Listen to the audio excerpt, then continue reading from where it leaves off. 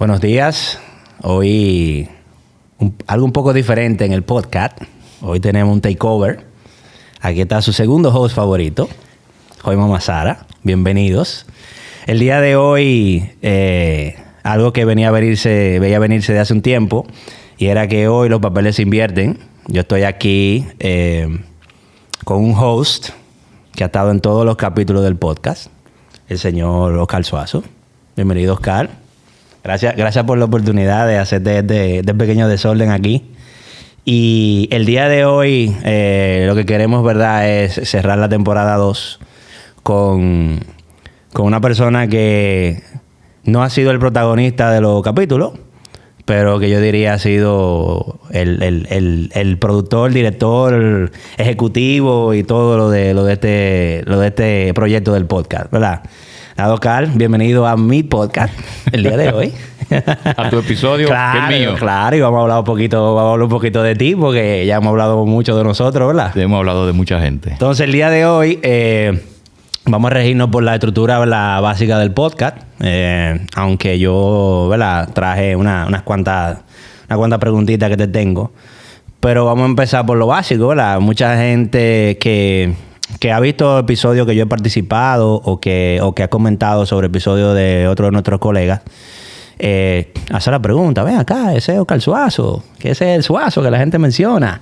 Entonces vamos a hablar un poquito de ti, pero antes de yo preguntarte, ¿verdad?, quién tú eres desde el punto de vista de la definición que todos hacemos profesional, yo quiero que tú me digas quién es Oscar la persona.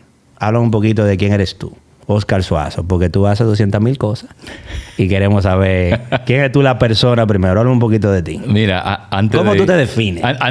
Gracias por invitarme a este episodio. De nada. Yo sé que tu horario está ocupado, pero bienvenido. No, hicimos un espacio en la agenda. Claro, gracias a ti por también disponer de tiempo, que sabemos que, para el que no lo sabe, este episodio estaba programado para otro día. Sí. Tuvimos que moverlo. Claro. Pero se busca la vuelta. Y otra cosa, puede ser buenas tardes o buenas noches, porque no sabemos quién. Sí, claro. A lo mejor lo está viendo Rubén en Suecia. Claro, es importante, ¿verdad?, resaltar eso, ¿verdad? El podcast tiene una audiencia bien buena. Universal. Déjame decirte que los invitados que tú has tenido últimamente son de una categoría interesante, ¿verdad? Muy interesante. Así que tenemos gente viéndonos desde muchos países de Latinoamérica, y eso es parte de lo que yo quiero tocar un poquito más adelante, pero no nos adelantemos. Entonces, ¿cómo tú te defines, Oscar? Oscar Suazo. ¿Quién es Oscar Suazo? Bueno, empecemos primero por el principio. Mi mamá te oye poniéndole la tilde adelante a la O. Ay. Y te busca un problema. Bueno. Pero yo le digo ya, mira, suelta eso. Oscar. Porque cada vez que yo viajo a Centroamérica, yo soy Oscar. No Oscar. Entonces ya, es como cuando me dicen ingeniero. Sí, porque eso es un punto interesante, porque yo te conocí como Oscar, pero después, como que en el tiempo, todo el mundo Oscar. Todo depende. Depende del tiempo, la época, las circunstancias. Y te dicen ingeniero también. Y me dicen ingeniero. ¿Y qué tú dices cuando te dicen ingeniero? Muchas gracias. Yo no peleo con nadie. O sea, yo le digo a la gente... O sea, no voy a entrar en dime y direte de que me cambien el título, licenciado, ingeniero, abogado, cualquier cosa. Ya, yo simplemente digo sí, ok, no hay problema. Bueno, ingeniero Oscar Suazo. Igual, ya son tantos años en este mundo que algo de ingeniería a uno se le ha pegado. Bueno, es un debate interesante, porque hay gente que dice que los diseñadores no somos ingenieros. Bueno. Y es verdad, no lo somos, pero estamos bajo la facultad de ingeniería. O sea que es un tema interesante, ¿verdad? Estamos debajo de la facultad de ingeniería y haciendo ingeniería. Sí. O sea, yo tengo muchos años haciendo ingeniería desde un punto de vista, pero de otro punto de vista estaba haciendo finanzas, negocios, contabilidad, de todo un poco. Que yo sé que vamos a hablar de eso. Y por eso yo te pregunto, ¿verdad?, ¿quién es Oscar? Porque como persona... Tú estás metido en muchas cosas, viejo. En demasiado. Tú haces de todo. En demasiado. Tipo tira fotos, es overlander, es viajero, casi es youtuber. Lo van a nominar a Los Soberanos pronto como mejor youtuber del año. Aparte eres instructor, eres emprendedor, eres negociante. Mira, dime. Para responder tu pregunta, hay algo que quizá las personas no identifican, pero yo lo identifiqué hace mucho tiempo, y es que uno se va conociendo con el paso del tiempo.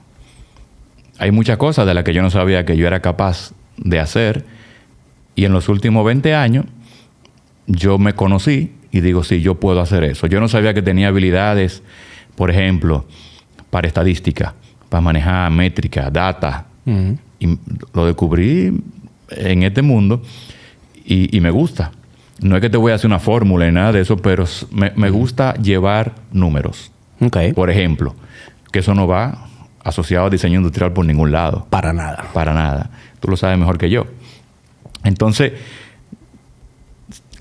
para definir tu pregunta o para responder tu pregunta, yo creo que somos varias personas a lo largo del tiempo. El que inició en diseño no es el mismo que fue a Taiwán, no es el mismo que inició True Designers, y el que está hoy, que como dice Valentina, mi hija, mi papá es youtuber, y me encuentra en la televisión y dice, hey, vi tu canal. Te dije que te van a nominar. Mira, ¿y cómo tú te hubieses definido hace 20 años? Hace 20 años, si yo te hubiese hecho esa pregunta, ¿quién es Oscar Suazo? Hace 20 años. ¿Cómo tú te hubieses definido hace 20 años? Yo me hubiera definido como una persona, que no quiero decir que no tengo esas cualidades todavía, pero quizá una persona introvertida, tímida, que no se veía en lo que está haciendo hoy, ni en lo que está haciendo mucho, digamos que, qué sé yo, 3, 4 años después de esos. Estamos hablando del 2003, 2004. Sí, por ahí. Yo me voy más hacia atrás, me voy quizá a la época del colegio. El 2098, que tú saliste del colegio, Mira, o saliendo del colegio y entrando a la universidad, esa etapa. Estamos en un mundo hoy donde el que no vende no... O sea, tú vendes algo para tú sobrevivir. En el caso nuestro, comercializamos soluciones tecnológicas. En el colegio, a mí me daban los boletos de la fiesta de promoción. Tú lo comprabas tú todito. No, me daban 20, yo volvía con 25. Pero yo no vendía ninguno. Yo pensé que tú lo comprabas, de que para salir de eso. Todo lo contrario. Yo no vendía nada. O sea que tú me preguntas en esa época, en el 98, 99, y yo te decía, Joima, yo no voy a vender nunca nada en mi vida porque no me gusta. O sea, yo no me veo de que en el mundo de las ventas. ¿Quién me lo iba a decir? Lo que me estaba esperando 10 años después. Sí. Entonces, por eso te digo, definirse uno es difícil, no es fácil. Pero empecemos por el principio. Bueno, pues vamos por el principio. Háblame de dónde tú vienes, ¿verdad? ¿Cuál es tu background? Mi background. Eso es tu background, digamos, familiar, de dónde eres, Oye, cómo fue tu familia. Eso, ¿verdad? En lo que hemos visto en los episodios aquí, eso es importante porque forma del principio, ¿verdad? Poca gente sabe, quizá el círculo íntimo de uno, que yo nací y me crié viviendo en un barrio caliente de la capital. ¿En dónde? Los Guandules. ¿Qué? Sí. No, imposible. No. María Auxiliadora. No. Mejoramiento social, jugando pelota con los chamaquitos del barrio y callejoneando. ¿Qué? Eso poca gente lo sabe. Por el que te ve ahora no piensa eso. No piensa eso, ni lo sabe ni se lo imagina. ¿Y cómo fue eso, cara? ¿Cómo se da eso? Bueno, porque yéndonos historia atrás, mis padres tienen un círculo de amigos y ellos un momento, así como nosotros que fuimos curiosos y que teníamos inquietudes, tuvieron un colegio también.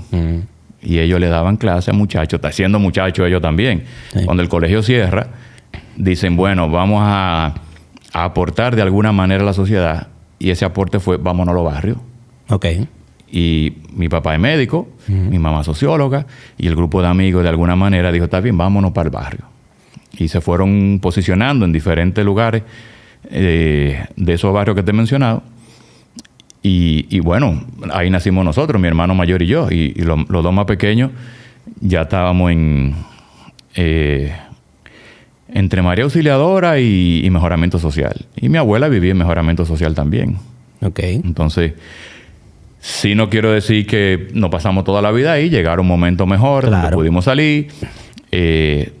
Honestamente, qué bueno que lo hicimos, porque yo no sé qué hubiera sido de nosotros si no hubiéramos quedado en esos lugares, sabiendo muy bien cuáles son las oportunidades.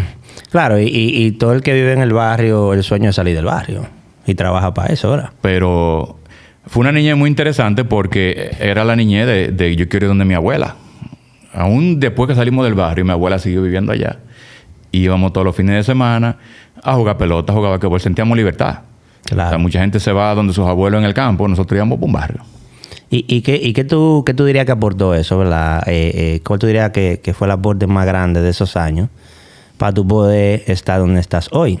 ¿Cuál tú dirías que fue el aporte, conocimiento, experiencia, no sé, formación de carácter? Yo creo que la formación de carácter y es parte de la escuela que uno le muestra a sus propios hijos. Por ejemplo, en esa época había una escasez de agua grandísima. Sí. Y mi abuela salía con nosotros a recoger agua, porque había una llave donde había una forma de obtener, de recoger agua, que había que caminar no sé cuántas cuadras. Cada uno iba con galoncito, con tanque, con lo que sea. Estoy hablando, no yo. O sea, nosotros, básicamente los nietos varones. Para bañarse había que buscar agua. Para bañarse, para cocinar, para lo que sea. Y eso había que hacerlo. Y yo se lo digo a mis hijas. Miren, en la época mía era un poco más precario. Ustedes lo tienen todo hoy. Entonces, a eso te digo, te forja el carácter. Y además de eso, te da experiencia para tú ver cómo eran las cosas antes, cómo pueden ser ahora, y en un momento de precariedad. O sea, aquí en Dominicana todo el mundo sabe lo que es un apagón. Los muchachos de hoy no saben lo que es un apagón. No, cuando se va la luz y entra la planta o el inversor. ¿Y por qué no entró? Porque el abanico suena. Sí, o sea, hay un drama. Que la planta no entró, que el internet no entró. Sí. Mira, y en esa etapa temprana, ¿tú veías indicios en las cosas que te gustaban de lo que tal vez hoy te apasiona o tienes como hobby a lo que tú te dedicas? ¿Qué tú veías? Desde pequeño, estoy hablando de 8 o 9 años. Ya yo... tú sabes que cuando uno estaba en la escuela, siempre te quedaban cuadernos vacíos. Uh-huh. O sea, normalmente el de inglés. Sí, el de inglés. El de inglés quedaba medio vacío. El mío era de matemática, pero está bien. No, el de matemática yo siempre llenaba uno y tenía que buscar un segundo. No era mi caso, pero está bien. Sí, te queda tu cuaderno por la mitad, claro. Te queda tu cuaderno por la mitad. Te quedaba uno por la mitad. Y no lo puedo usar para el otro año. Entonces, yo lo que hacía era... Yo decía, wow, me quedaron 50 páginas. A dibujar se ha dicho. Yo empecé dibujando, para que tú veas, edificaciones. Yo empecé primero que una casita, después que un edificio. Fui magnificando la técnica y ya llegó un momento en que yo no dibujaba en el cuaderno, yo dibujaba en la mesa del curso. En el pupitre. Sí, a veces eran pupitres, a veces eran mesas. Uh-huh. Y es porque la formica te permitía dibujar en lápiz. En lápiz me quedaban... Y ya yo tenía dominio de perspectiva, sombra, luces, iluminación. O sea, yo dibujaba una casa que los amigos míos me decían, viejo, pero te estoy hablando con 10, 11 años. Me decían, pero tú das para arquitectura, qué sé yo cuánto. Y obviamente en la tarde había clase. Venía la gente de limpieza, borraba todo y al otro día tenía yo que volver y encontrar mi mesa en blanco y yo volví y hacía otro diseño. Y mi mamá me puso una clase de pintura también. Yo aprendí 2 o 3 cosas ahí. Pero después digamos que yo mismo fui de manera autodidacta aprendiendo. Ya no eran tanto las casas, eran rostro, cuerpo, objetos. Yo me acuerdo que yo dibujaba carros en perspectiva y los amigos míos se quedaban como que, wow, este tipo no es de este planeta. No había haters, ¿no? Te decían de que qué feo, ¿no? Tenía fans. Yo tenía fans. Y creé más fans cuando dibujé la caricatura de 2 profesores. Incluyendo al propio profesor. Claro, porque también hay que ser medio cabeza caliente. El que tiene una vena artística tiene que ser medio cabeza caliente a veces. Y estamos hablando de mediados de los 90. En el 95, por ahí, se abre una oportunidad de esos líos que se pueden armar de que, mira, están vendiendo una computadora. Me acuerdo que hubo un grupo de computadoras que se vendieron para el colegio y dieron como que la oportunidad a algunos padres. Claro. Algo que tengo que agradecer a mis padres es que esa gente nunca escatimaron esfuerzos para sus hijos. O sea, hay un tema de computadora, vamos a meternos en el lío. ¿Cómo se va a pagar? No sabemos. Pero los muchachos van a tener computadora. Fuimos de los primeros a tener computadora en el colegio entero. Y ahí yo descubrí Windows 3.1. Y el Windows 3.1... ¿Estaba instalado o lo instalaste tú? No, venía instalado. Yo aprendí mecanografía. 22 de qué. Venía ready y yo descubrí un softwarecito que se llama Paint. Que después en el 98 lo cambiaron a Paintbrush. Sí. No, bueno, se llamaba Paintbrush y después lo cambiaron a Paint. Lo abreviaron. Uh-huh. Y mucha gente no cree lo que yo hacía con Paint. Yo aprendí igual, de manera autodidacta, sin YouTube ni nada de todo de hoy, a dibujar píxel por píxel. Literalmente pixel a pixel. Yo te hacía una casa, un edificio, una cara, lo que sea, con tonos de grises, con colores, con luces, sombras. Uno de mis dibujos favoritos fue un Viper rojo, así como de lado. Lo tengo por ahí todavía. Y llegó el momento en que yo decía que yo necesito algo más. Porque primero, Paint muy limitado en paleta de colores. Claro. Muy limitado en resolución. Me dicen a mí en cuarto de bachillerato, hazte por favor la invitación de la fiesta de promoción. Yo la hice en Paint. Y cuando se lleva a la imprenta, el tipo de la imprenta dice, ¿y qué resolución es esta? Porque la resolución era súper pixelada. Uh-huh.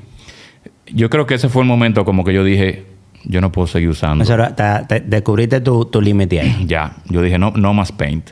¿Y cuándo fue eso más o menos? ¿En qué año fue eso? 98, 97, 98. 98. Pues de promoción 98. Exacto. Entonces, ya yo tenía otro enfoque. Yo decía, ok, ya yo domino la parte manual, ya yo domino Paint, que viene después. Y mi papá siempre me decía, mi papá que trabajó 30 años en Intec, me decía, hay una carrera que se llama diseño industrial, yo quiero que tú vayas y la veas. Nunca le hice caso. Y había una vitrina en el área de ingeniería en esa época, 96, 97, donde estaban todos los trabajos, los proyectos, y nunca me llamaron la atención. Y yo le dije, no, es que yo quiero estudiar arquitectura o publicidad. Y eso no lo daban en Intec. No. Eso era APEC, la UNFU o UNIBE. Sí, bueno, exacto. Publicidad, UNIBE, APEC, arquitectura, UAS, UNIBE, UNFU. Ahí, pero la UNFU, ya la gente no iba a la UNFU como quiera. En cualquiera de las tres había una diferencia contra lo que me daba Intec. Mi padre tenía toda la vida trabajando en Intec, ya yo tenía una beca casi 100%. Y en ninguna de las otras yo no tenía nada. O sea, había que pagar. Había que pagar. Entonces me dijeron, bueno, sí, la opción es Intec. Sí, y bueno que yo creo que eso no ha cambiado, ¿verdad? Los costos de la universidad se llevan una gran parte del ingreso de una casa. O sea que... Y somos 4. Entonces eso te iba a decir, que ustedes son 4. Y uno de ellos estudiando medicina. Entonces, exacto. Ahí va el punto, porque tú estás hablando de ti, ¿verdad? Pero en tu casa, aunque tu padre, ¿verdad?, son profesionales, pero ustedes tenían 4 hijos, ellos tienen 4 hijos y todos son profesionales ¿te entiendes? Entonces hay una carga fuerte. Y ustedes no se llevan tanto tiempo de edad. No, o sea, cuando yo entro a Intec, ya mi hermano mayor estaba ahí. Cuando yo salgo de Intec, ya mi hermano menor estaba ahí. O sea, que tus padres tuvieron siempre 2 o 3 muchachos en la universidad al mismo tiempo. Hay un rango de 6 años de diferencia entre el menor y el mayor. Y yo le digo a mi papá, bueno, pues yo voy para Intec, no hay problema. Y en mi mente ilusa yo digo, bueno, lo más cercano a arquitectura es ingeniería civil. Y me inscribí en ingeniería civil. Eso poca gente lo sabe también. Civil. Y en matemática 2... Pero déjame hacer una pregunta. Tú te inscribes en civil, pero es buscando la arquitectura. O sea, tú sigues con el enfoque de la parte de dibujo, pero es tratando de llegar a la arquitectura. Sí, tú no lo estás viendo como un hobby. En mi mente ingenua e ignorante, porque yo tengo muy lejos todavía pensando qué es lo que voy a ver en civil.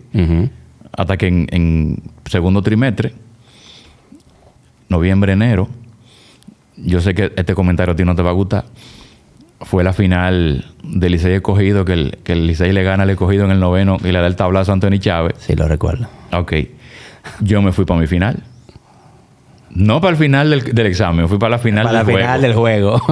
Ya yo había entregado dibujos y todo eso. Y llegaste derrotado. No, yo gané. Ganado, que llegué derrotado fui yo. Tú llegaste derrotado. Yo gané en pelota, pero perdí en matemática 2. Perdí en matemática 2. Tú sabes que los diseñadores en matemática 2 tenemos una historia, porque ahí es como que nos rompemos. Coride. Sí, Coride Pérez, claro. Yo estuve por ahí también. Y no, yo dije, ok, este no es el camino. Y me acordé de las recomendaciones de mi papá y arranqué a explorar diseño industrial nuevamente. Ok. Y entonces, ¿cómo tú exploraste eso? O sea, cuando tú dices explorar, ¿qué tuviste? ¿Cuál fue ese momento donde tú dijiste, ok, aparte que te fue mal la materia, ¿cuál fue ese momento que tú dijiste? ¿Qué fue lo que tuviste? Y dijiste, ok, ¿cuál fue eso que tú dijiste? ¿O simplemente tú te lanzaste y en el camino tú fuiste encontrando? Mira, yo estaba ya en el tercer trimestre. O sea, que ya había empezado de nuevo matemática 2. Claro. Yo conseguí una sesión con un profesor un poquito más amigable. Benevolente. Más benevolente. De hecho, tomé con él matemática 3 después. Obvio.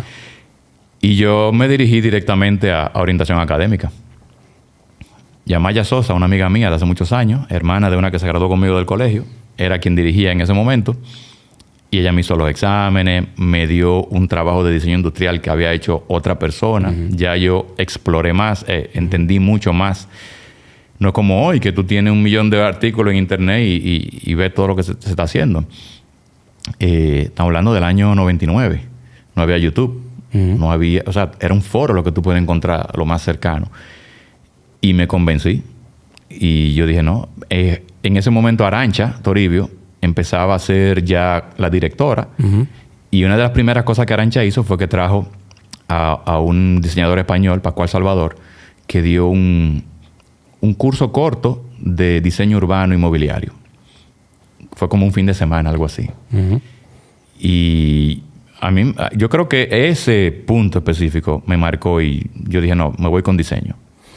Y entonces, ya tú vienes de Paint, ¿verdad? ¿Cuál es tu historia de amor con el CAD, ¿verdad? ¿Cuál ha sido tu progresión? ¿Cómo llego ahí? Sí, porque cada uno, ¿verdad?, tiene su camino. Algunos vienen por la parte gráfica, vienen por los vectores, otros vienen tal vez por el modelado, otros vienen por la parte de CAD de ingeniería, arquitectura. ¿Cuál fue el camino tuyo? Mira, cuando yo arranco en diseño, yo no sabía nada de nada que no fuera Paint. Yo no sabía ni Word, ni PowerPoint, nada de eso. Pero sí tenía muy buenas destrezas manuales. Que en esos tiempos las herramientas manuales eran las principales todavía. Sí. Se estaba entrando a la parte digital, pero todavía las herramientas manuales eran la principal. Bueno, en una materia que me dio Neto Alcántara, yo me acuerdo que yo hice unos bocetos de, qué sé yo, faltando como media hora para la clase. Y yo los hice bajo presión y quedaron... Yo dije, bueno, eso no sirve.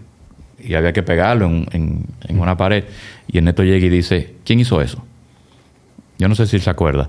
Y yo dije, fui yo. Probablemente no. Probablemente no. Él no se acuerda de nada. Digo, fui yo. Y él me dice, como que, hey, qué bien quedaron. Te dio un nota. Sí, o sea, como que... Y mire, eso fue a la carrera. No importa, tan nítido.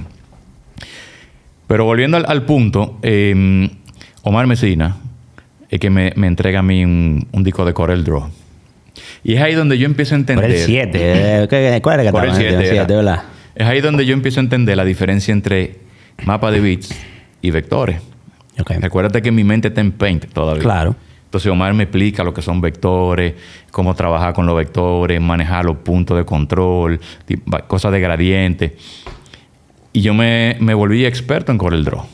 Yo lo hacía todo en Corel Draw. Yo llegué a hacer animaciones cuadro a cuadro en Corel Draw. Tipo storyboard, que luego tú la convertías en GIF o algo así. Sí, bueno, sí, se convertía en GIF. Pero sí, tipo storyboard, coloreada y todo. O sea, yo me volví un experto en Corel Draw. Hasta que llega el Neto Alcántara y empieza a hablar de freehand, de Adobe, de Photoshop, de aquel, del otro. Y como todos, empezamos a explorar todo lo que llegaba. Rueda el famoso CD de los programas, llega a tu mano. Llega el famoso CD a mi mano. Yo instalo todo lo que había ahí. Sí, porque uno instalaba todo y después empezaba a apoyar. Y yo llegué a usar de todo. Y tú te acuerdas que en esa época uno veía Photoshop y uno usaba todos los filtros que tenía Photoshop. Claro. Porque había que usarlo, simplemente. Porque sí. Pero no es hasta... diseño, proyectos de diseño se llamaba en esa época, que ya eran como las últimas materias, que lo hemos mencionado aquí varias veces, con el mismo Neto, que él trae los proyectos, que eran como si fueran proyectos de tesis. A nosotros nos toca trabajar un vehículo de energía alternativa, y éramos un grupo de 3 personas, entonces como que nos dividíamos. Yo llegué a hacer muchas animaciones en Corel Draw, tipo GIF, pero yo decía, ya necesitamos como que avanzar, dar un salto. Pero aclárame algo. El diseño CAD, para que, ¿verdad?, las personas que nos están viendo entiendan. El proyecto final de Oscar fue un vehículo, un carro en una escuela donde no se daba diseño automotriz. Donde no era algo que no era una habilidad que tú venías desarrollando, ni un estudio de proporciones y de diseño que tú venías desarrollando. Y tú lo trabajaste en 3D. Entonces, ¿eso era requerido por la materia o era que tú estabas loco? ¿Cuál de las dos? Ok. Vamos por partes. Porque yo tengo esa duda de hace tiempo. Vamos por partes. Porque ¿por qué hacerlo así? En diseño automotriz, tú con buenos sketches, con buenos rendering a mano, con un modelo en arcilla, tú lo haces. Ok. En esa época los modelos de arcilla era un mito urbano. Claro, era algo de Pininfarina ya. Lo otro era los modelos de foam. Todavía el foam que nosotros, que ustedes conocieron. El verde. No había llegado. Ah, bueno, el de poliuretano que llegó después. Ajá. No había ningún foam en esa época. O sea que era muy difícil tú hacer un modelo. Nunca tuvimos la ambición de hacer un modelo real. Pero sí, Ernesto nos dijo como que tratemos de llegar a lo más real posible. O sea, que fue como un acuerdo entre la necesidad, la carencia. No había forma de hacer modelos reales. Vamos a hacer un modelo digital. Ok, entonces no había de otra ahí. Vamos a hablar de un punto importante. Cuando yo empiezo a experimentar por primera vez con modelos tridimensionales, yo decía, bueno, si necesitamos hacer este carro, necesitamos tener parámetros. El parámetro inicial era el chasis. Claro. Las 4 ruedas, los asientos. O sea, ya tú como que tomabas ciertas... La forma sigue la función. Mi primera rueda yo la hice en AutoCAD 3D. Increíblemente, eso poca gente lo sabe también. O sea... Un aro. Un cilindro. Sí. ¿Qué un aro? No, imposible. Un cilindro. Un cilindro, ya. 2 chamfer. Eso es, exactamente. Y 5 hoyitos. Y 4 repeticiones. Ya teníamos... Desde arriba yo lo imprimía y ya ahí empezábamos a trabajar desde el lado y hacíamos desarrollo a mano sobre esas plantillas que se hicieron en AutoCAD.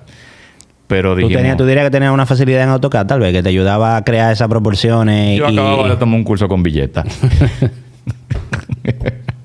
Ok. Entonces, ya. Fue un poquito difícil, de verdad. Y es cuando Ernesto llega y dice, aquí está Velum. O sea que tú montaste un proceso de aprendizaje de AutoCAD recién del curso, más un software que tú no le habías puesto a la mano. En mi vida. En tu proyecto final de carrera, que era un carro. Sí, básicamente. ¿Me entienden la pregunta, verdad? O sea, que hice ahorita. Ernesto llega... eran 2 trimestres. Agosto-octubre. Y en las últimas semanas de octubre, Ernesto llega con Velum. Dicen, miren, creo que nos dio un tutorial rápido en el laboratorio de informática. Recuerdo, un par de horas, 8 horas, una cosa así. No, a nosotros fue media hora. Ah, un tutorial fue. Fue algo rápido. Miren, esto se hace así. Ok, ya yo tenía mi experiencia espacial en AutoCAD. Y le digo, ven, yo voy a trabajar con eso en las vacaciones. Nos daban 2 semanas de vacaciones. Y en esas 2 semanas de vacaciones, yo literalmente me aprendí el programa. Cuando llegamos al siguiente trimestre, noviembre, enero, ya yo tenía una estructura y se me fue muy fácil hacerlo. Yo no tenía carcasa, yo no tenía todavía... Pero tenía un plan. Pero ya yo venía creando... Porque había que hacer los componentes del carro, no era solamente la carcasa. Había que hacer no era una simulación, pero sí como una representación de motor, de suspensiones, de ruedas. Y uno joven e impetuoso trataba de hacerlo con todos los detalles posibles. Claro. O sea que tú ibas a la rueda y estaban las tuercas. Y las roscas de la tuerca también. Que tal vez en los tiempos modernos tú lo hubieses puesto todo eso de último. Sí, básicamente. La experiencia te ayuda ahí. Mira, ¿en qué tú trabajabas eso? ¿Eso era sólido, superficie?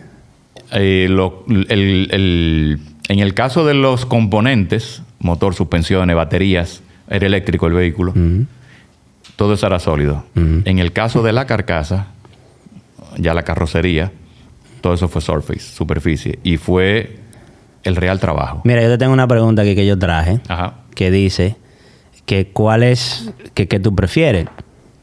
Si modelar en sólido o superficie, y por qué son las superficies lo que tú prefieres. Porque yo a través de la carrera, yo soy un tipo bien pegado a los sólidos, Pero siempre que tú y yo nos veíamos y hablábamos, tú te veías que te gustaba, te iba en una con Morillo hablando de los spline y la cuestión y los nerves. Entonces, para mí, esa es mi percepción. Ahora tú me validas si es cierto o no. Sabes que Morillo fue una gran influencia. No, me imagino. Positiva. Claro, por eso te lo digo. Porque ya después que yo conozco Velium y Cobalt y trabajo superficie, es que él me empieza a dar opciones, que si el 3D Studio Max, que si aquel, que si el otro. Y es donde yo como que amplío el espectro de la cantidad de cosas que se pueden hacer fuera de lo que yo, desde mi perspectiva, llamo software rígido. Uh-huh. O sea, lo freeform o lo free shapeform, como yo lo veo, que tú puedas agarrar un cubo y empezar a deformarlo.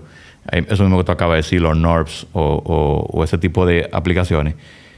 Fue como que me desbloquearon un mundo.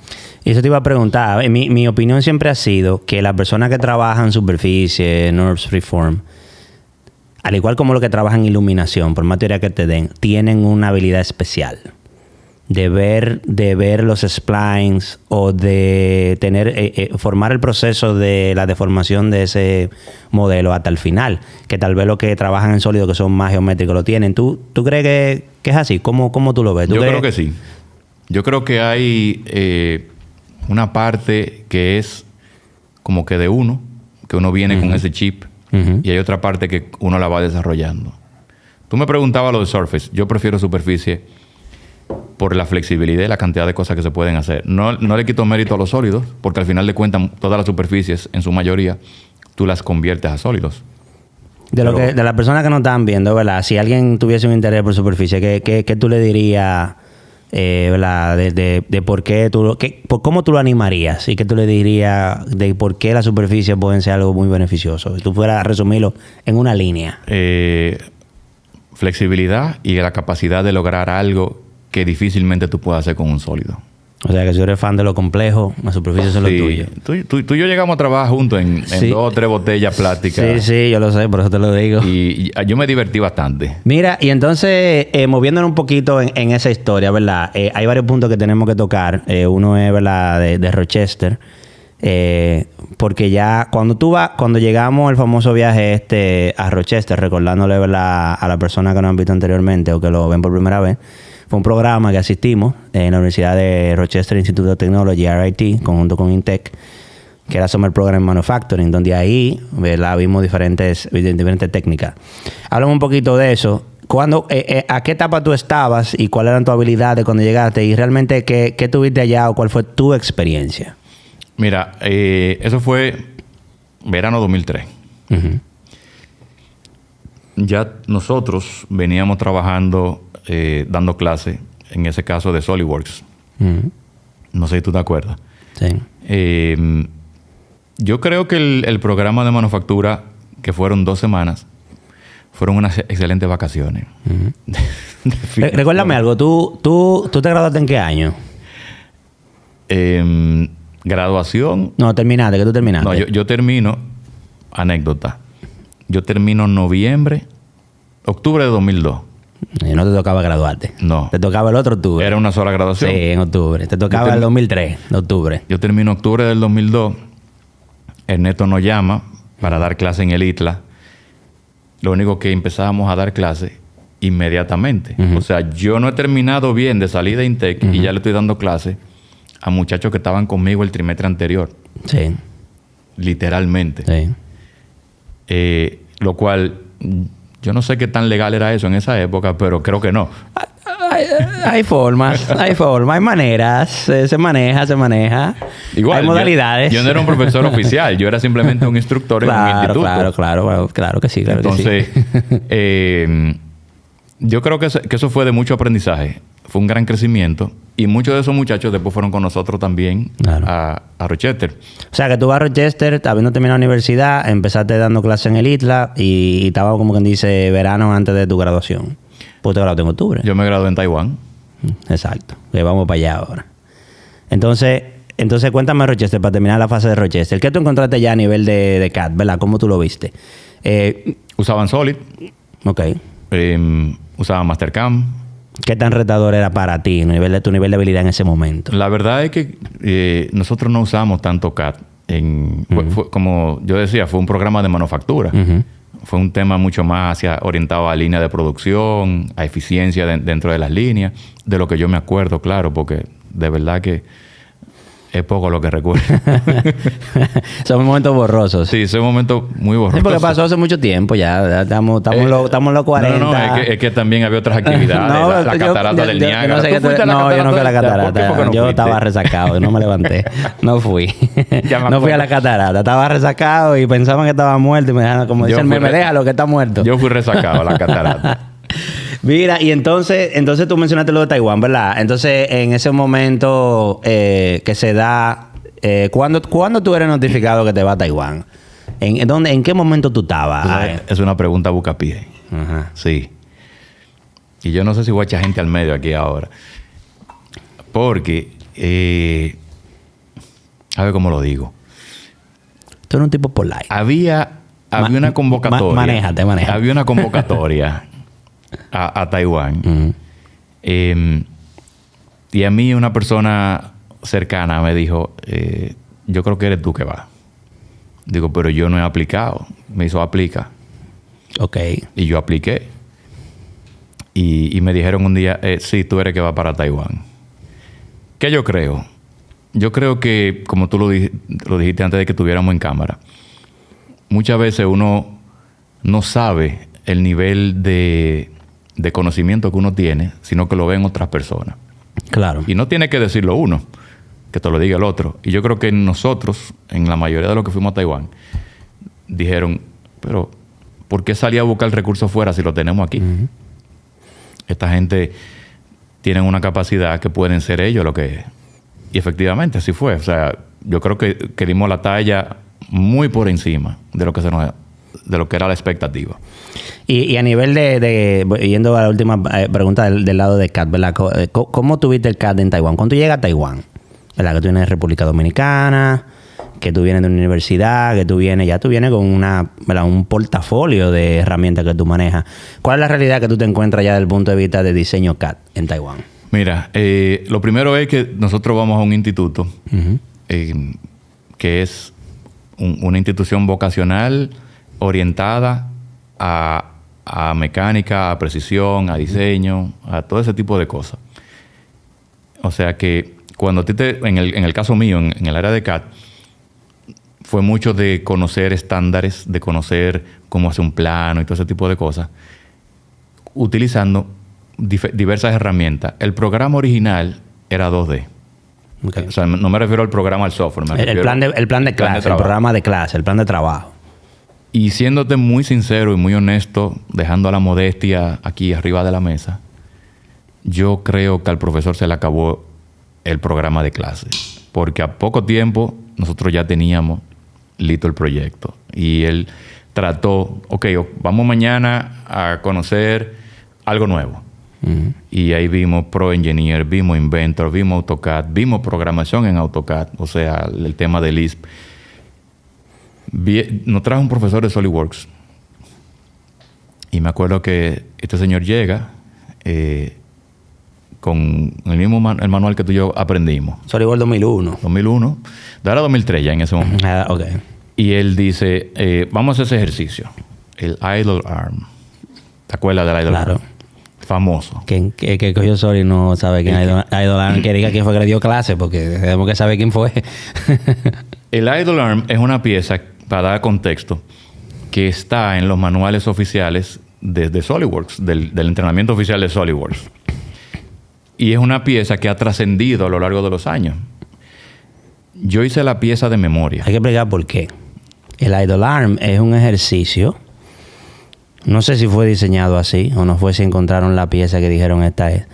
Es un ejercicio que te voltea el cerebro y te lo reprograma para pensar desde el punto de vista de intento de diseño. Es pura intención de diseño. Pura intención de diseño. El idle arm es como ejercicio para tú saber si tú das para eso o no das para eso. Si tú no puedes ajustar tu manera de pensar y tu approach, ¿verdad? Y tu planificación de trabajo, tú tienes que irte a hacer otra cosa. El que sabe hacer el idle arm maneja intención de diseño. Claro. Pues cuando ese tipo llega y me dice qué es el que hay que hacer, yo le dije, coge el manual, llévatelo. Yo lo hice de memoria. Y al otro día llega el profesor oficial de la clase y nos dicen, el profesor de SolidWorks no vuelve. Digo yo, ¿y qué pasó? No es que ustedes están demasiado avanzados. Está muy duro, está muy duro. Adelantaba el tiempo. Yo voy a ver qué hago, a ver qué le consigo, porque él no va a volver. ¿Y entonces qué te validó? Todo eso que tuviste, viendo que el programa de 2D le dieron rápido y que tuvieron que buscar. ¿Con qué tú viniste de allá? ¿Qué tú te llevaste? Tú dijiste de por dónde íbamos encaminados o de tu habilidad. Él trajo después un profesor que trajo truquitos avanzados de ok, ahí sí, ese sí. Ya ahí sí. Lo mandaba a buscar a China de Continental. Así. Porque en Taiwán no había. Trajeron al Taiwanés 2.0. Y sí, aprendimos 2 o 3 cositas. Digamos que cuando ya se acabaron las opciones, entonces el profesor lo que nos dijo fue, ok, vamos a visitar empresas. Y fuimos a ver 2 o 3 talleres, lugares muy interesantes, en donde tenían máquinas muy avanzadas en el momento, máquinas de control numérico, impresora 3D, que uno ni pensaba que eso existía. Y digamos que con eso fue que llegamos a concluir. Al final, él nos entregó un proyecto y dijo que este es el proyecto. Tienen que hacerlo en el software que ustedes se sientan más cómodos. Yo me acuerdo que Figueroa lo hizo en AutoCAD, Rafael Figueroa, y yo lo hice en Solid. Al 5º día ya yo estaba animando con render, imprimiendo afiches, brochure todavía. A mí me quedaron 2 semanas haciendo nada. Todavía Figui estaba tirando línea. Pero te le puedo preguntar a Sofía, a ver si es verdad. Pregúntale a Joan, que él te lo va a decir. Mira, y verdad, para que la gente se ilustre, ¿verdad? Todo esto que estamos hablando, todo eso era con miras a un desarrollo profesional, pero era principalmente con miras a ser profesor, a dar clase. Así es. Entonces, yo creo que no vamos a entrar mucho en detalle con eso, pero sí te voy a hacer una pregunta sobre eso. ¿A ti alguna vez te preguntó alguien? Porque tú estabas adquiriendo conocimiento muy avanzado para ese momento. Y tú llegaste a dar clase en Intec, ¿verdad? Sí. En un momento, diste clase en el ITLA, curso independiente. ¿No te llegaron a preguntar que por qué tú estás enseñando eso? ¿Que por qué tú le enseñas eso a otra gente? ¿O alguien no te llegó a cuestionar en algún momento la parte de enseñanza? ¿Que por qué tú estabas haciendo eso? ¿O tú entiendes que eso fluyó normal? Que yo recuerde, nunca nadie me hizo esa pregunta. Que yo recuerde. Si me lo hicieron, te digo, no lo tengo computado. Porque yo lo que veía en esos tiempos es que era un conocimiento muy especializado. Pero había gente que se preguntaban, pero venga, cabrón, si tú eres el único que sabe, o tú eres el maduro, ¿por qué tú le estás enseñando a los demás? ¿Sabes que en esos tiempos tal vez el que tenía la información la agachaba. Sí. Estamos en un tiempo donde la información es completamente abierta. Para mí me pasó eso bastante. Cuéntame alguna anécdota de los tiempos de clase, ya para cerrar ese punto, que tú recuerdes así de la parte de diseño CAD, o algo que tú dirías que te marcó. No sé, algo que te hizo ser mejor profesor, algo que te enseñó tal vez a manejar ciertos egos. Sabes que hemos hablado mucho de los egos. Cuéntame algo, a ver. ¿Algún estudiante que te quiso venir a entregar un trabajo que no estaba completo? Cuéntame algo para cerrar ese tema. Anécdotas hay muchas. Una de las cosas que nos ha tocado desafortunadamente ver a lo largo de los años, y hoy lo veo yo desde el punto de vista profesional, es la trampa. Claro. O sea, y lamentablemente vivimos en sociedades donde el que hace trampa el más tigre. Es el mejor. Es el más tigre. En buen dominicano es el más tigre. Claro. Entonces, yo sí me acuerdo de un grupo de estudiantes que tuvimos, y SolidWorks te lo dice todo. Claro. O sea, SolidWorks es bastante... ¿Cuál sería el término? Tiene acta de nacimiento, tiene historial médico. Es poco discreto, muy poco discreto. Muy poco discreto. Es muy chivato. Es chivato. Y siempre tuvimos las técnicas de poder identificar cuando sucedían los plagios. Y efectivamente, ya con que tú abrías un archivo, la orientación de la pieza, la cantidad de operaciones, el orden en que estaban las operaciones, tú revisabas uno y abrías el próximo, que era de otro estudiante, y tú decías, aquí hay algo. Y después iba a buscar la información de las propiedades de los archivos. Y me acuerdo que en un momento detectamos un plagio masivo. Fue un grupo grande de estudiantes. y lo reportamos. Y dentro de ese reporte llegan unos padres. Y dentro de esos padres, una señora dice que quiere una reunión conmigo. Y ella llega donde mí, o sea, me le damos la cita, llega esa tarde y me dice, bueno, mire, yo vengo a hablar con usted porque queremos saber qué podemos hacer. Ese que yo quiero saber qué podemos hacer, como que... ¿Cuánto te quiere, profesor? ¿No metió la mano en el bolsillo? No, yo digamos que terminé rápido la conversación. Yo le pregunté, ¿cómo usted se llama? Tal nombre. Bueno, tengo para decirle que fue en su computadora que plagiaron. Aquí no hay más nada de qué hablar. Porque te decía el computer name. El computer name. Y era literalmente era de la señora la computadora. Oh, wow. Ella se paró, se fue y ahí quedó. Y ahí quedó la conversación. Sí. Entonces, te digo que vivimos ahí con te eso. le dijiste a papá, a mí. Te digo que vivimos con eso todavía hoy porque hoy lo estamos viendo desde el punto de vista de license compliance y todo ese tipo de cosas. Señores, hagan la cosa correctamente. No hagan trampa. Claro. Mira, entonces vamos a cerrar ese capítulo y vamos a entrar al capítulo, ¿verdad? De tal vez por lo que la mayoría de la gente, de la audiencia que tenemos hoy te conoce, o la gente que te conoce, que es tu proyecto 3 Designers, ¿verdad? Emprendimiento. Yo siempre te he dicho que yo te respeto mucho porque el emprendimiento no es para todo el mundo. Eso es verdad. No es para todo el mundo y es obvio, ¿verdad? Que se puede emprender y se puede tener mucho éxito, pero una tarea y un camino complejo. Te háblame mucho de esa etapa de emprendimiento, ¿verdad? Cómo tú arrancas, cuándo tú arrancas. Y esos primeros inicios y esa primera etapa. Porque estoy seguro que mucha gente te dijo que si tú estabas loco. O que era lo que tú estabas pensando. Qué bueno que eres tú que estás haciendo la entrevista. Te lo pregunto porque... Porque hay un punto importante que te involucra a ti. Claro. En la época en que dábamos clases en el ITLA, tú sabes, bueno, vamos hacia atrás.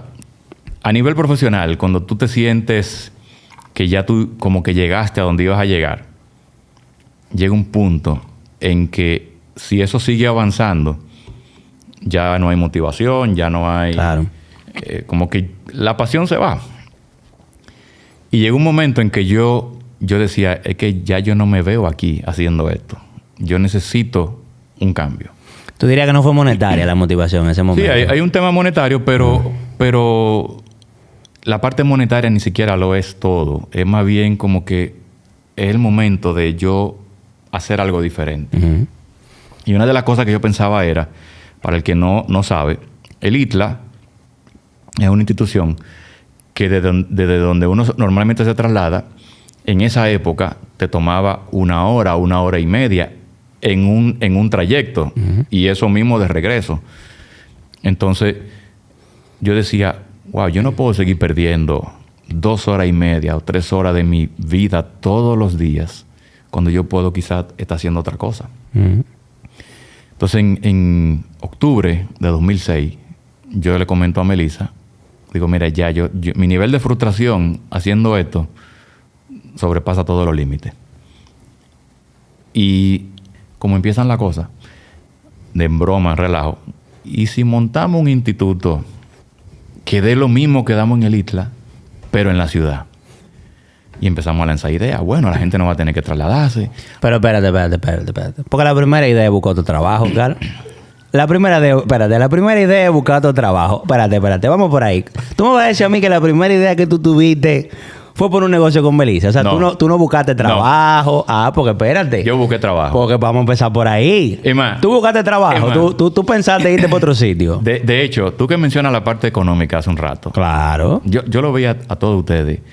Que hoy me compró un carro. Que hoy me tiene trabajo nuevo. Que Arimendi tiene un carro. Que Omar tiene un carro. Y yo lo que tiene una mochila con una laptop. Muy dura la laptop, pero una mochila. Andaba a pie. La laptop era mejor que la mía, sí, es cierto. Yo decía, pero wow, pero estos tipos están progresando. Y se va Joima. Y se va Omar. Yo me entrevisté en Eaton. Sí. Sí. Y me hicieron la prueba. La famosa y legendaria prueba. Pues tú tienes que... Haz ese cuento en 30 segundos ahí. ¿Qué te hiciste con la prueba? Yo no me acuerdo que yo hice. Yo sé que yo la hice, pero no me acuerdo. No fue trascendente. Tú lo hiciste normal, hiciste todo lo que había que hacer, Salí pero de ya, eso. saliste de eso. Creo que fue Molinó que me entrevistó.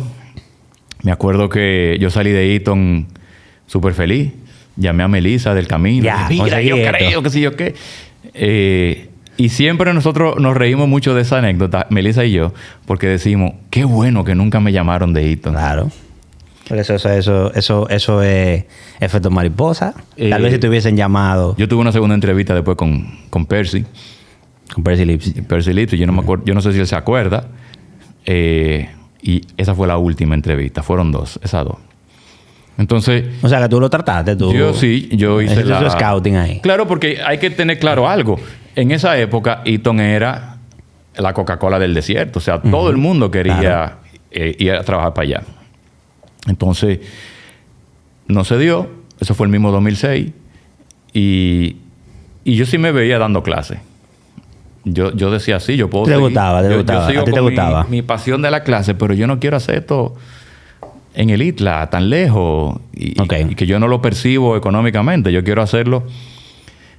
Y la idea empezó como un relajo. Entonces empieza como un relajo. Y me acuerdo que nosotros comentábamos y decíamos, ¿y tú te imaginas que tengamos tantos estudiantes en tales horarios y vamos a ganar tanto? Y esa idea le empezamos a dar forma. Y forma. Plan de negocio. Y forma. Hicimos un plan de negocio sin saberlo. Y yo le decía... Pero sin saberlo o sin saber hacer plan de negocio. Sin saber Porque yo entiendo que en ese tiempo uno no lo educaban sin para eso. saberlo con un plan de negocio. Claro. Era una hojita en Excel. Exacto. Y yo me iba a mi instituto y Melissa se la pasaba fuera cuando salía del trabajo buscando opciones de alquiler. Me dice, mira, encontré una oficina en la 27, avenida principal, centro de la ciudad. Digo yo, ¿es ahí? Igual, esto no lo hicimos a lo loco. Nosotros tuvimos un pensamiento de que si vamos a hacer esto, tenemos que tener algo que nos diferencie. Claro. Y esa diferencia era, ok, en ese momento era certificarse. Aquí que voy a hablar de ti. Yo... Certificarse de Solid. De SolidWorks. Ok. Y tenemos era una sola certificación en esa época. Sí, ese CWA del La principio. P. No, la A P. no existía. La A no existía. Era Ah, professional. Sí, la P eran 2 exámenes, ¿verdad? Dos pasos. Lo voy a contar. Ah. El tema es que en 2007, ya pasamos al próximo año, no había lo que hay hoy. No había Virtual Tester, examen en línea, nada de eso existía. Faltaba un año todavía para que Sí. eso existiera. Entonces el examen había que irlo a tomar Un centro paramétrico. a un centro de certificación que era básicamente un reseller, lo que somos nosotros hoy. Ah, ok. Y había que ir a Estados Unidos, porque no había en Latinoamérica. Yo contacto me acuerdo que tú fuiste que me pasaste el contacto. Mira, están esta gente que dan la certificación de Solid Experts en la Florida. Y yo les mando un correo. Yo les digo, yo quiero certificarme, y me pasan las fechas, me explican cómo es el tema. Paralelamente a esto, está caminando el proyecto. Melissa está revisando el local de la oficina, verificando para comprar computadora. Yo ideando mi forma de renunciar, porque ya hay que renunciar. Claro. Y yo renuncié. Y con lo que me dieron de vacaciones y proporción De de... proporción de doble sueldo, de regalía. compré el pasaje. Y me fui a tomar el examen de certificación. No te fuiste a tomar el examen, te fuiste Olin. Yo me fui a Te Olin. fuiste Olin. En esa época, cuando yo salía del ITLA, yo me iba al trabajo de Melissa, que era el trabajo de la familia. Y ella salía normalmente 7, 8 de la noche.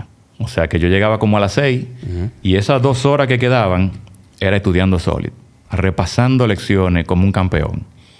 Drawings, Advanced Part. O sea, yo me lo comí con yuca literalmente los manuales de Solid de nuevo, sabiendo que yo me lo sabía. Claro. Porque tú acabas de Pero mencionar... que tú vas a poner tu dinero, te vas a Olin, vas a tomar un viaje, no te puedes quemar. Eso te iba a decir. No hay alternativa. No. O sea, es aprueba el examen o aprueba el examen. Claro. Llamo a mi mejor amigo, Ike Van der Horst. Ojalá nos esté viendo y escuchando. Le digo, voy para la Florida. Yo sé que tu hermano está allá, Joel, que vive en Boca Ratón. La oficina de Solid Experts quedaba como a 15 minutos de la casa de ellos. Me dice, bueno, mi hermano, arranca para allá. Joel te recibe. Yo alquilo un carro. No había Google Maps, no había smartphone. Me perdí. Sí, la gente no cree esos cuentos, pero eso era MapQuest y imprimir las indicaciones o anotarlas y darle para allá. Yo tenía un celularcito viejo y me prestaron un SIM, la familia Melissa. De allá yo llamé a una tía de ella. Aquí estoy perdido, voy para Okeechobee. No, devuélvete, espérate. Ella me reorientó y me dijo, no, aquí es que tú vas. Te estoy hablando de que yo llegué a Estados Unidos a un rent car, busco un carro, empiezo a manejar. En mi vida había manejado yo en Estados Unidos y mucho menos con las herramientas que había en la época. La cuestión es que sí, llego donde Joel, era un viernes y el sábado el examen. Sábado 8 de la mañana. Yo llego a mi examen, el examen eran 3 fases y duraba el día completo, de 8 a 5. Y para mi buena fortuna, uno de los dueños o socios mayoritarios de Solid Expert era un argentino, Marcelo Algranati. Mi amigo Marcelo, que tengo mucho que no sé de él. Perdón. Y yo hablé muchísimo con Marcelo antes del examen y después del examen. Y nada, tomé mi examen ese sábado. Me acuerdo que hacían una pausa, había un almuerzo, o sea, de qué tú quieres comer, hamburger, pizza, lo que sea. Hablamos muchísimo en ese momento y después el examen continuaba. Y ahí mismo te daban la calificación al final, ya a las 5 de la tarde. Y a las 5 de la tarde me dicen, sí, tú pasaste. Y era muy bonito porque te daban una carpeta, con un lapicero, con muchas cosas de SolidWorks. Digo yo, wow. Primer paso, lo logramos. Oscar, confírmame algo. Espérate, antes de que tú digas. Oscar. Yo te llamé después y te dije, sí. entra al ahí, portal de certificado. Me llama, me dice, entra al portal. Busca por República Dominicana. ¿Tú fuiste el primero? Aquí sí. ¿Verdad que sí? En Dominicana. Yo creo que tú fuiste el primero. No sé si en el Caribe, pero en Dominicana sí fue el primero. No, en Dominicana sí. Yo entiendo que tú fuiste el primero porque en ese momento, cuando tú te buscabas por el portal, así mismo, como tú me llamaste, dice, entra ahí, busca ahí, revisa. Fue así. Yo entiendo que tú fuiste el primero. Sí, yo fui el primero porque yo no vi ningún otro nombre y no había la opción de no salir. Era ya. Sí. Estás ahí. Sí, tal vez hubo algún dominicano que vivía afuera, bueno, tal vez, no lo creo, pero yo te diría que sí, que tú fuiste el primero. No, y estamos hablando de una época en que todavía el tema de certificaciones no es tan... O sea, que tiene el power que tiene hoy. Sí, las certificaciones en esos tiempos, las de IT eran las únicas que eran conocidas, CCNA, CCNP. Exacto. Pero no era... Eran tiempos donde ser profesional era suficiente, tú tenías un título universitario, pero desarrollar habilidades especializadas técnicas ya se veía como algo de politécnico y no estaba volviendo este mundo que tenemos ahora y las certificaciones del mundo de ingeniería eran casi inexistentes. Mira, y entonces con eso tú arrancas. O sea, ¿qué tú hiciste después? O sea, ¿cómo tú arrancas? Bueno, definimos la hojita de cálculo. Que dio, la ajustaron para que diera. No, dio por encima. Dio positivo todo. Estaba comprando carro ya, estaba cotizando carro ya. No, todavía no. Estábamos cotizando computadoras. Ok, no, porque estaba positivo. Cotizamos en Dell, nos prestaron una tarjeta de crédito, compramos 12 computadoras en Dell, última generación, tarjeta gráfica certificada, cerramos el contrato con la gente del alquiler de la oficina, teléfono, electricidad, todo listo, pero falta una cosa. La licencia. La licencia. En nuestra mente ingenua, nosotros decíamos, bueno, vamos a comprar licencia como la que tiene el IT, la INTEC, académica. Educativa, académica. Académica, que cuestan $100, $150. Yo hago la gestión y me topo con la dura y triste realidad de que me dicen, no. Y eso es una norma que está todavía en el acuerdo de licencia de que las licencias educacionales no se pueden utilizar para fines de lucro y solamente se expiden para instituciones académicas que persiguen un título académico, cosa que yo no cumplía por ningún lado. Claro. Y Félix Rivera me dice que es el representante en Puerto Rico, pero yo te la vendo. Digo, Félix, pero ¿y de dónde yo voy a sacar el dinero de lo que...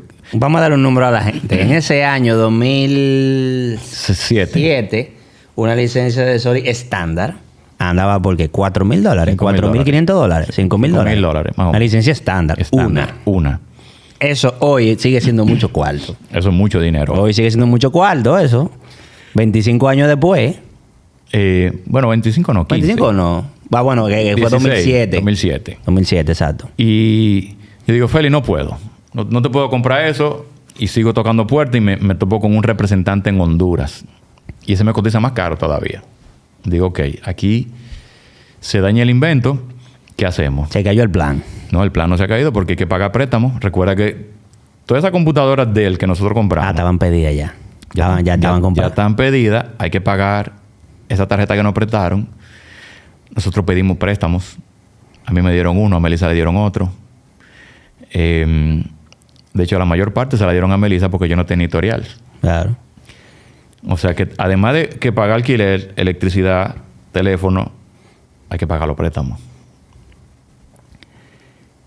Y un fin de semana, simplemente entramos a la página de SolidWorks. Había un lugarcito ahí que decía Become a Reseller. Uh-huh. Drop down. Dale ahí. Y le dimos con confianza. Y después había que llenar un montón de cosas. Lo llenamos completo. Félix Rivera me había dicho, pero yo te puedo ayudar. O sea, tú me representas a mí en Dominicana. Uh-huh. Entonces, como que teníamos un pie con Félix, pero teníamos un pie también con Become a Reseller. Y Marcelo me ayudó mucho. Porque Marcelo, el de Solid Expert, primero me metió muchísimos manuales de SolidWorks. Yo seguía aprendiendo más todavía. Y él me dijo, mira, yo te puedo poner en contacto con alguien. Y él me puso en contacto con alguien. Y efectivamente, ese alguien movió como que la comunicación y bajaron la directriz de que la oficina de México, que era la que cubría Centroamérica y Caribe, me contactara. Efectivamente, me contacta Ángel Ribó, que lo entrevistamos aquí. Sí. Y me pone en el correo, llego mañana a Santo Domingo y te quiero entrevistar. Eso fue un domingo como a las 10 de la noche. Ángel llega el lunes y me pauta a las 6 de la tarde en su hotel, el Marriott de la Máximo Gómez. Marriott en Courtyard de la Máximo Gómez. Uh-huh. Digo, sí, no hay problema. Y tú sabes que la apariencia es parte del juego. Claro. Traje, corbata, la escalera del suegro. Te fuiste a pelar. Sí, me afeité. Y cuando llego yo al hotel me dice, no, vamos para tu oficina. Digo yo, ¿Qué oficina? Ya yo tenía mi oficina. ¿Ya tú la tenías? Ya yo la tenía. Yo pensé que tú... No, ya tú estabas armado. Ya tú tenías todo. Tú tenías todo. Teníamos todo. Entonces, digo yo, ok, vamos para la oficina. Entonces quiere decir que el truco del Escalade... funcionó. Vamos a la oficina. Y Ángel me entrevistó por 4 horas. Hablamos de todo. De que yo era CSWP, de cuál era mi equipo que yo no tenía, de si mañana no podíamos reunir con ese equipo que yo no tenía. Digo, no, vamos a reunirnos el miércoles mejor. Muy bien. Eso me da chance de un día para inventarme un equipo y llevar a toda esa gente a esa reunión. Y ahí yo medio hablé con Joan Pimentel, con Rafael Figueroa, Aliana Polanco, creo que estaba Ernesto Bretón. Yo sé que conseguí un grupito de personas. Y Ángel tenía una sala en el hotel. Y fue como que nuestro primer kickoff. No hay contrato firmado. Uh-huh. No hay seguridad de que somos resellers. Uh-huh. Pero él quería ver más o menos. Claro. Y me acuerdo que en ese momento Ángel me dice, entonces, ¿qué van a hacer ustedes? ¿Se van con Félix Rivera o se quedan con SolidWorks? Y digo, no, con SolidWorks. Yo llamé a Félix, le dije a Félix, mira, lamentablemente usted no puede seguir. Me dijo, no hay problema. Y en ese lapso de tiempo pasó un año. Casi un año. ¿Y qué tú estabas haciendo mientras tanto? En ese año no vamos a ponerle 8 meses. Pero la factura se paga mensual. Se paga mensual. En esos 8 meses nosotros hicimos de todo. De todo. Desde contratar gente que diera clases de Photoshop, de 3D Studio Max, ¿O tienes local en la computadora ahí? Del mismo SolidWorks. Yo tuve un grupo de muchachos que le agradezco muchísimo a ellos. Porque yo decía, ok, voy a dar un curso este mes de, no sé, técnicas avanzadas de Solid. Y se inscribían. Yeah. Y ya, ese mes estaba cubierto. Y no he terminado el primer módulo cuando me dicen, ¿qué viene después? Y yo le digo, ok, el mes que viene vamos a hacer un curso de superficies avanzadas. Y se inscribían. Y volvían. O sea, ellos hicieron un montón de módulos de SolidWorks conmigo. Aparte de los paralelos que hacían de 3D Studio, de Photoshop, de fotografía, de todo un poco. Déjame hacer una pregunta, porque yo siempre he notado desde mi punto de vista, ¿verdad? Que tú eres un tipo que te gustan las cosas como buenas. Porque tú podías no alquilar un local y meterte en un aula. Tú podías poner clones de computadora. Tú podías piratear la licencia y no hablar con SolidWorks. O sea, tú podías hacer todo eso. Los emprendedores típicamente arrancan con lo que hay y le dan para allá. Pero tú no eres así. Tú te buscaste una oficina, tú armaste una oficina. Yo recuerdo que íbamos allá. Tú compraste computadora nueva. ¿Por qué es eso? O sea, ¿cómo tú ves las cosas? Que tú siempre como que... Que te mencioné al principio cuando tú me preguntaste que cómo yo me definía. Ajá. Ok. Sin saberlo, en ese momento yo creo que ya la mentalidad gerencial se venía desarrollando, vuelvo y repito, sin saberlo. ¿Por qué?